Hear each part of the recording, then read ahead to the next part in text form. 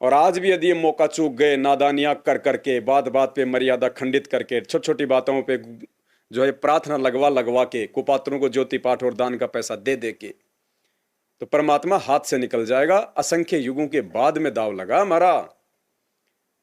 तो बिना ऑपरेशन के, बिना मेडिकल के, बिना दवाई के, बिना मरहम पट्टी के, और जिस आंख को लेके आंख के स्पेशलिस्ट डॉक्टरों ने हाथ खड़े कर लिए, पीजीआई तक के बड़े बड़े डॉक्टरों ने, जो एमडी और एमबीबीएस होते हैं, उसी आंख को परमात्मा ने मात्र 10-15 दिन में 16 आना कर दिया। कोई ये भी नहीं कह सकता कि कौन सी आंख खराब है।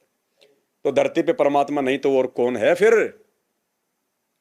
और फिर भी पुण्यात्मा, हम छोटी छोटी बातों के लिए हम प्रार्थना, सिर्फ हमें विश्वास की जरूरत है। जो विधि परमात्मा ने भक्ति की बताई है, मर्यादा में रह के भक्ति करने की आवश्यकता है। फिर परमेश्वर कहते हैं, धीरे धीरे रे मनवा धीरे सब कुछ होए, और माली सींचे सो घड़ा समय आए। फिर देखिए ये समर्थ परमात्मा सतगुरु रामपाल जी भगवान अपनी समर्थता को कैसे जग जाहिर कर रहे हैं। एक छोटे से सत्संग में परमात्मा ने बताया कि श्री कृष्ण जी आए थे 5,500 साल पहले, और उन्होंने कुब्जा का कूब ठीक किया था। कूब होता है जैसे बहुत सारी माता बहनें होती हैं या कोई भाई होता है जिसकी कमर में एक मोटी सी वो गांठ होती है, जो आगे को जो हमल की झुकाव होता हो, उसको कहते हैं कूब, कुबड़। तो श्री कृष्ण जी ने एक कुब्जा नाम की औरत का कूब ठीक किया था अपनी आध्यात्मिक पावर से। पावर भी इसी परमात्मा की थी, और उसी से वो भगवान हो गए सिद्ध। लोग उनकी वाहवाही करने लगे।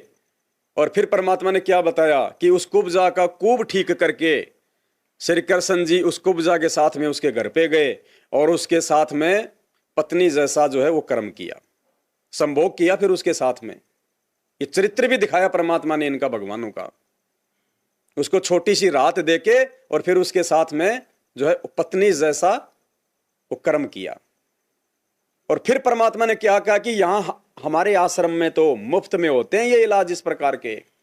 और फिर परमात्मा ने एग्जाम्पल दिया हरियाणा के सोनीपत की एक लड़की, जिसको बचपन में पशुओं का चारा काटने वाली मशीन से चोट लगी। उसके बाद उनकी गाय ने उसके ऊपर जो है दोनों अपने पैर रख दिए, और उस बच्चे की हड्डी टूट गई, और हड्डी मुड़ के यूं हो गई वो कूब की तरह, झुक के चले वो लड़की। और दर्द इतना भयंकर, हर जगह माता पिता दुखी हो लिए, परेशान हो लिए, डॉक्टरों ने हाथ खड़े कर दिए। और अंत में वो सतगुरु रामपाल जी भगवान की शरण में आए। पुण्यात्माओं, फिर परमात्मा ने क्या कहा, मैंने उस बच्ची को नाम दिया और कहा कि बेटी मंत्र जाप करती है? उसने कहा कि गुरुजी मंत्री तो जाप नहीं होते, मुंह से बोलती हूं तुरंत मेरे जो है वो दर्द शुरू हो जाता है। तो उसकी नानी ने कहा कि महाराज जी इस लड़की की कमर में कुछ थप्पड़ वप्पड़ मारो 2-4, क्योंकि बेचारे नादान थे, किसी के कहने से आ गए थे, सत्संग सुन के आए नहीं थे। उसने सोचा कि बाबा जी हैं, जंतर मंत्र करता होगा। तो उसकी नानी ने कहा कि महाराज जी इसके कमर में 2-4 थप्पड़ मार दो आप। तो गुरुदेव ने कहा कि फिर तुम्हें इसके डंडे मार दूं 5-7 का, अगर डंडे मारने से ठीक हो जाए तो। और फिर परमात्मा ने क्या कहा कि मैंने तो उस बेटी के सिर पे बस ऐसे हाथ ही रखा था, ऐसे प्यार से, जैसे कोई बच्चा होता ना कि बेटी सब ठीक हो जाएगा। ऐसे उसके पूरे शरीर पे कह रहे हैं गुरुदेव अपने आप को छुपाते हुए कि मैंने उसके पूरे शरीर पे वैसे हाथ ही फेरा था मैंने। और पुण्यात्मा, दूसरे दिन तो पूरा परिवार और लड़की बिल्कुल सीधी सट होके आई, और बार बार गुरुजी के चरणों में आके दंडवत कर रही है, और उसका हंसता खेलता उसका चेहरा। तो परमेश्वर ने समर्थता जाहिर की अपनी यहां पे कि श्री कृष्ण भगवान ने तो कुब्जा का कूब ठीक कर दिया और वो भगवान सिद्ध हो गया। और यहां तो ऐसे ऐसे ना जाने कितने चमत्कार जो है किए हैं इन आश्रमों में। तो सुनिए अपने आत्माओं ये सत्संग, और पहचानो इस भगवान को, और क्या मांगना चाहिए इस भगवान से। मांगना क्या चाहिए था, और अज्ञानता में मूर्ख लोगों के बहकाव में आके हम लोग क्या क्या मांग बैठ रहे हैं। भौतिक सुविधाएं, छोटी मोटी परेशानियां होते हैं, उस परमात्मा के आगे रोना धोना। हम क्या साबित कर रहे हैं उस परमेश्वर को कि परमात्मा बस हमने आपका इतना ज्ञान समझा, या आपने मानव शरीर, तत्व ज्ञान, शास्त्रों से प्रमाण, शिक्षा है, हमें सब कुछ दिया, उसके बावजूद भी हम आपको नहीं पहचान पा रहे, नहीं जान पा रहे। हमें मांगना आपसे क्या चाहिए था, और परमात्मा हम नादानी में मांग क्या रहे हैं। तो सुनिए परमेश्वर का छोटा सा सत्संग।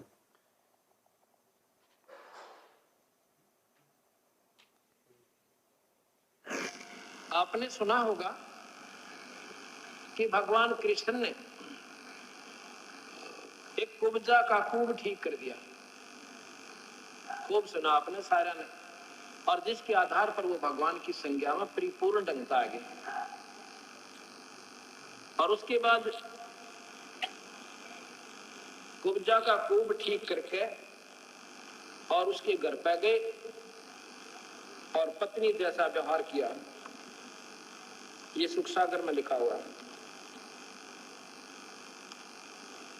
अब मैं आपको यही प्रमाण देता हूं, कबीर भगवान परमात्माओं के परमात्मा है। ये लड़की मोनिका पुत्री श्री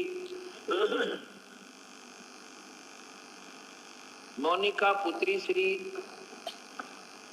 क्या नाम है दरियाव सिंह, ये उनके मकान में रहते थे किराएदार भगत जी हमारे सेवक। इन्होंने जाके इनको बताया कि तुम कित भूल रहे सो या क्रोथे के अंदर ये संकट मुक्त में दूर हो रहे हैं। इस लड़की को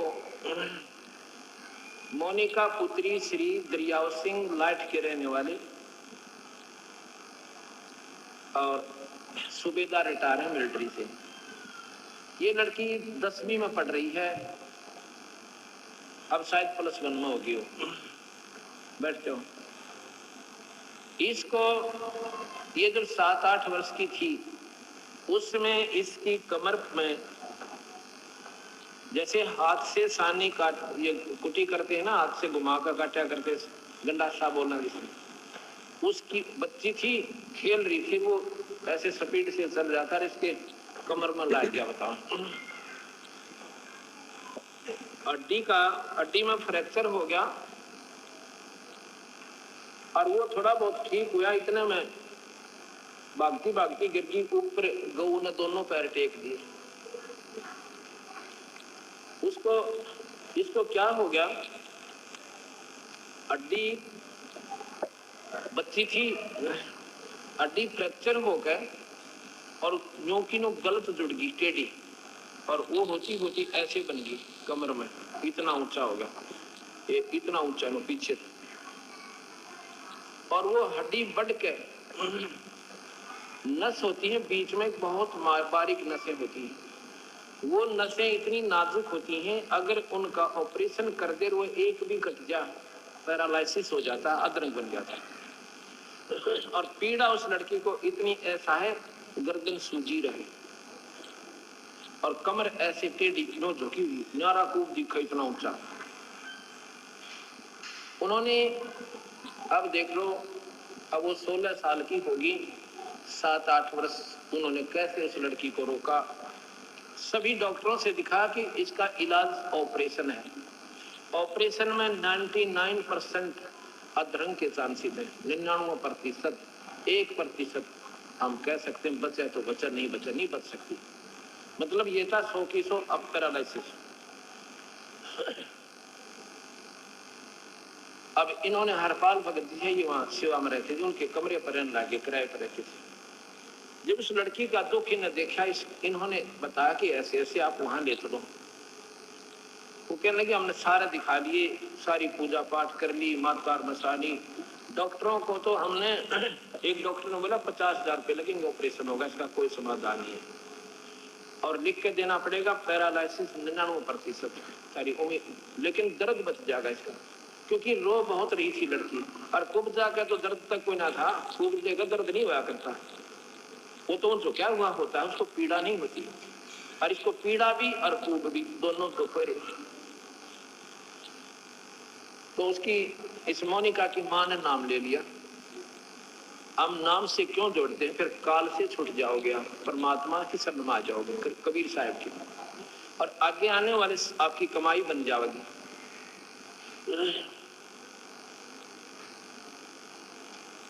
एक महीना पूर्व उसकी मां ने नाम ले दिया। पिछले वर्ष सितंबर इन्हीं दिनों में, मेरे ख्याल में 14 से 18 5 दिन का समागम था, और उसे 2-3 दिन पहले पूर्णिमा थी। उस पूर्णिमा पर उस लड़की को भी नाम दिला दिया जिसको तकलीफ थी। मैंने नाम की सलाह देता हूं सभी को। परमात्मा जो चाहे सो कर दे। नाम सब दुखों का दूर करने की दवाई होती है और मोक्ष भी नाम से ही मिलेगा, मुक्ति भी नाम से ही होती है अगर पूरे संत पूरे परमात्मा का नाम मिल जाओ।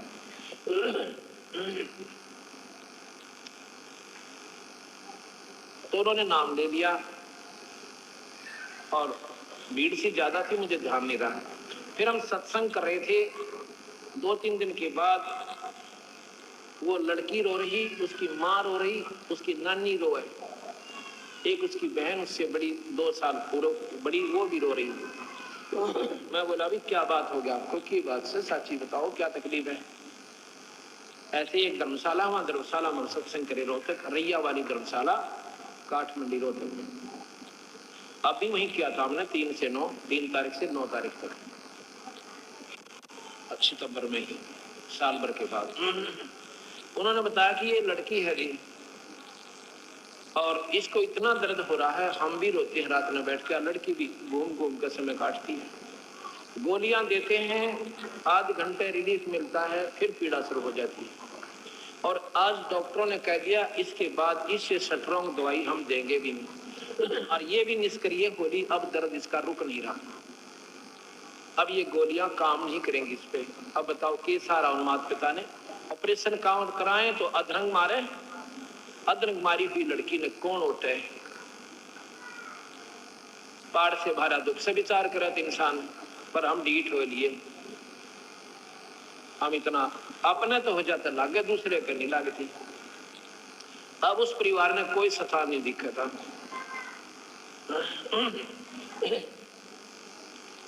मैं बोला फिर क्या बताऊं, अब जी कुछ कृपा करो, मैं अभी नाम दिवाओ लड़की को।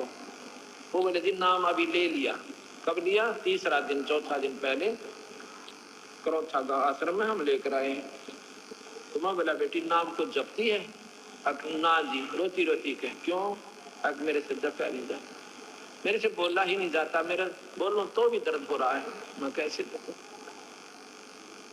उसकी नानी थी ने बोली इसकी कड़ पर थप्पड़ मारो जी क्योंकि ठीक हो जाए। माता लठ मार दूं जाएगी, कड़ पर थप्पड़ मारो, थप्पड़ा ठीक हो रहा है। ये तुमने किसने बताई? मैं तो ऐसे स्वाभाविक, माँ बेटी घबराओ मत ना, बंदी छोड़ के शरण मांगी ठीक हो जाएगी। जो सारे सिर पे कभी उस कमर पे के ऐसे स्वाभाविक साथ अपने प्यारे बच्चे को कहा करा और एक पाठ करवाना जब भगवान बंदी छोड़ सुन लेता था। पाठ तो हम केवल पुण्य बढ़वान खातिर करते हैं और पाठ इसमें कोई सहयोग नहीं देता। पाठ आपके पुण्य बढ़ेंगे पाठ के करवाने से। अगले दिन वह लड़की फिर आई, उस दिन वो पैंट कमीज पहन ली थी, अगले दिन वह सूट पहन ली थी, सलवार और कपड़ा जैसे जम्पर होते। मैं सत्संग करा, उस लड़की ने 3 बार आके मेरे माथा टेका। मेरे पहचान में नहीं आई क्योंकि उस दिन दूसरी ड्रेस में थी। एक बालक एक दिन में की पहचान में हुई था।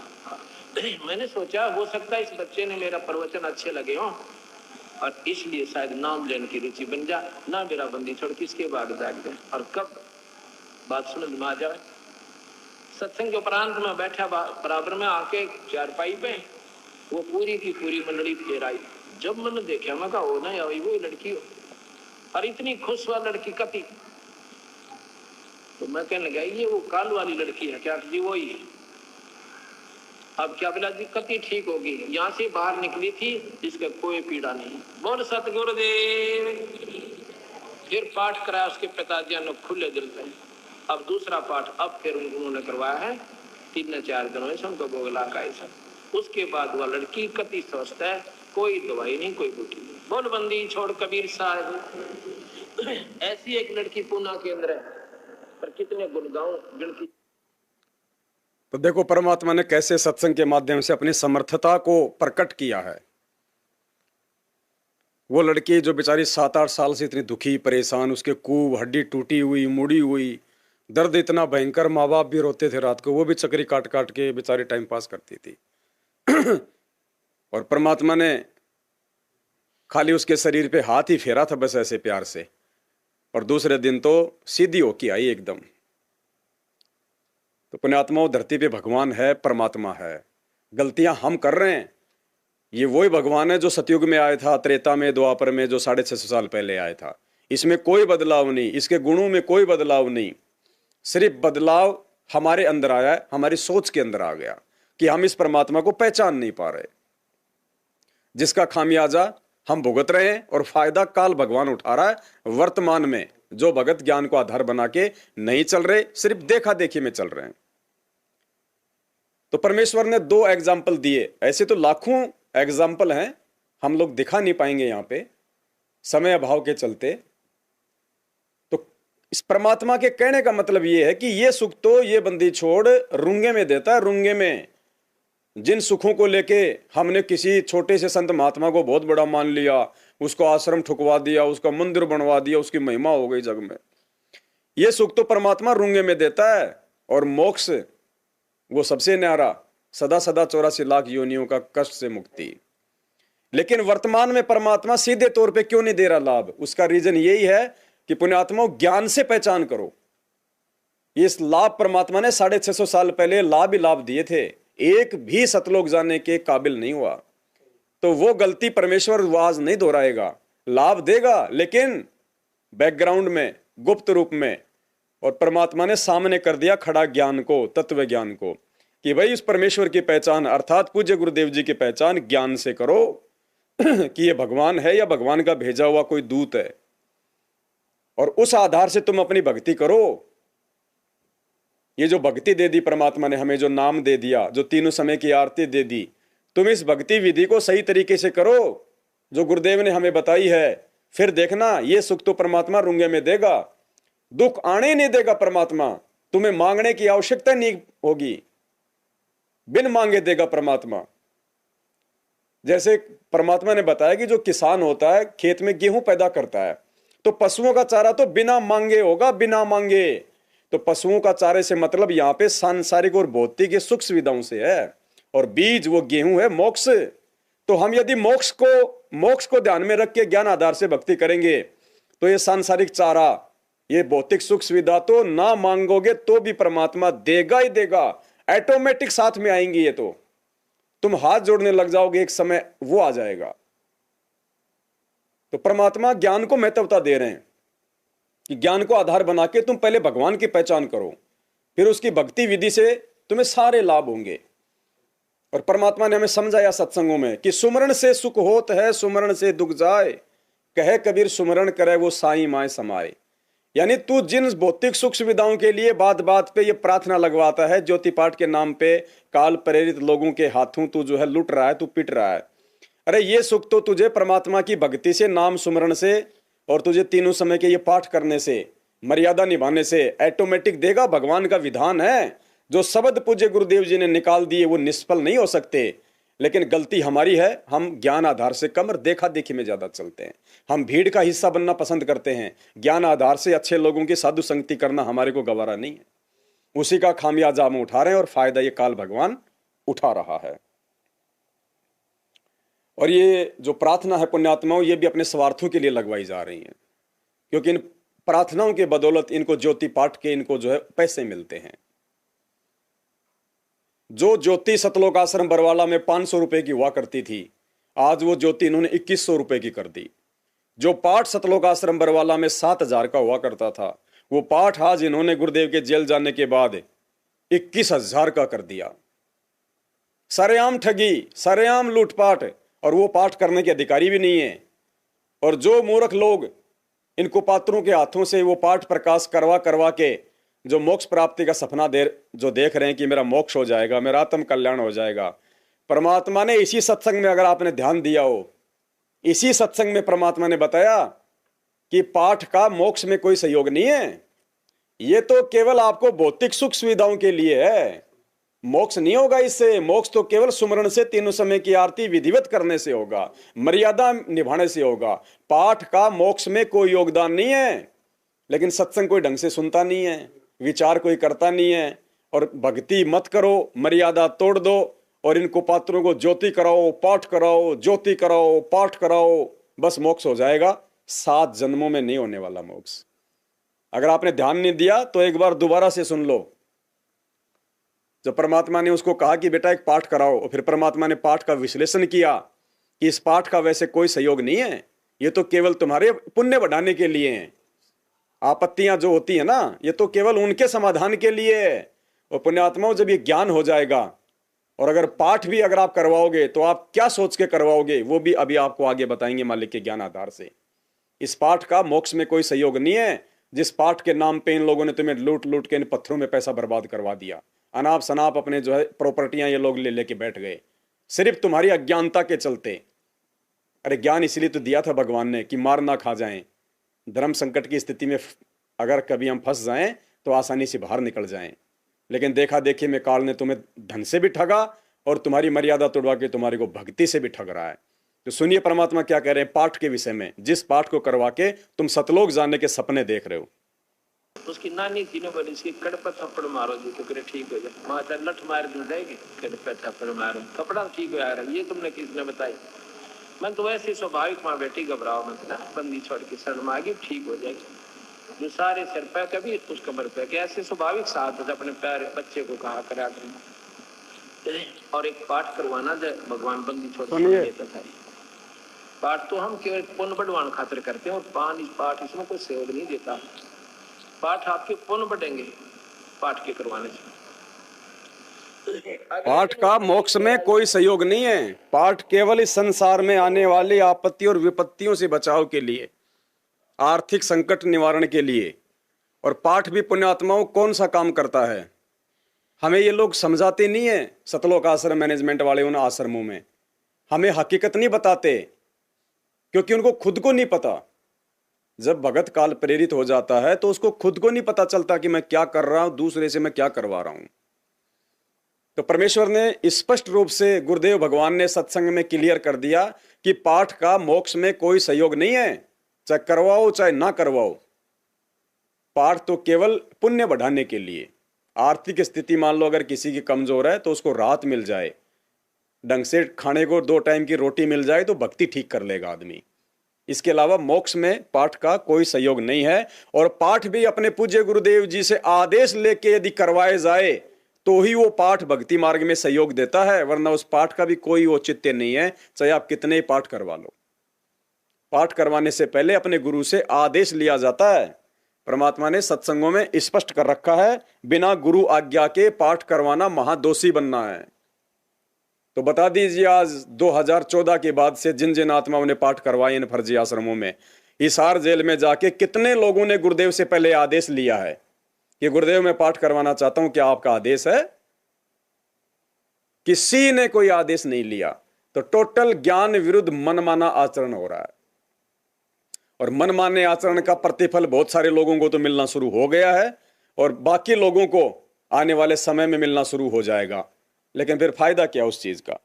तो पाठ के लिए भी हमें परमात्मा ने सावधान किया है कि पाठ के लिए पहले हमने अपने गुरुदेव से आज्ञा लेनी होती है। बिना गुरु आज्ञा के पाठ नहीं करवाना चाहिए। गुरु बिन दान पुण्य जो करही मिथ्या होवे कभू ना फरही।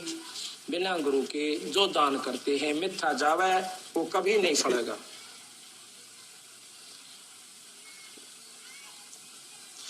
गुरु बिन होम यज्ञ जो साधे और 10 मन पातक लागे। गुरु बिन कोई पाठ कोई हवन ये नहीं करवाना चाहिए, गुरु की आज्ञा लेकर फिर करवाना चाहिए। गुरु आज्ञा बिना कोई भी पाठ हवन नहीं करवाना चाहिए, गुरु की आज्ञा लेके उसके बाद में ही पाठ जो है वो करवाना चाहिए। तो ये गाइडलाइन दी थी हमें परमात्मा ने सत्संगों में रातों को जाग जाग के, लेकिन कौन इन पे कितना अमल कर पाया अब ये तो भगत समाज ने स्वयं ही देखना है। तो पुण्यात्माओं, ये जो पाठ और ज्योतियां वर्तमान में जो करवाई जा रही हैं भगत समाज से, ये भी परमात्मा के ज्ञान विरुद्ध करवाई जा रही हैं। क्योंकि परमेश्वर ने अपने एक सत्संग में बताया कि भैया बिन इच्छा जो देत है सो दान कहावे। यानी आप अगर अपने गुरुदेव को दान करते हो, चाहे 10वें अंश का, चाहे वैसे दान करना, चाहे ज्योति के रूप में, चाहे पाठ के रूप में, तो क्या बताया परमात्मा ने? बिन इच्छा जो देत है सो दान कहावे, फल बाचे नहीं तास का वो अमरापुर जावे। यानी तुम जो दान धर्म अपने गुरुदेव को जो करोगे, ज्योति या पाठ जो आप अपने गुरुदेव से जो करवाओगे, ज्योति पाठ का जो पैसा दोगे, तो परमात्मा कहते हैं उसके प्रतिफल में तुम्हें परमात्मा से कुछ नहीं मांगना चाहिए। अपने मन में कोई डिमांड रख के अगर तुम ज्योति या पाठ या दान यदि तुम करवा रहे हो तो तुम्हें उसका मोक्ष में कोई लाभ नहीं मिलेगा। जिस मनोकामना पूर्ति के लिए तुमने पाठ या ज्योति करवाई है वो काम तो परमात्मा तुम्हारा कर देगा, वो भी यदि तुम मर्यादा में हो तो। नहीं तो ऐसे दुनिया ही फिर मर्यादा तोड़ तोड़ के नाम तो ले लेगी और मर्यादा देगी तोड़े। और जब कोई आपत्ति आवेगी तो पैसों की तो कमी है ही नहीं किसी के पास, फिर तो दुनिया पाठ करवा करवा कर अपने सारे काम सिद्ध करती रहेगी, भक्ति कौन करेगा फिर।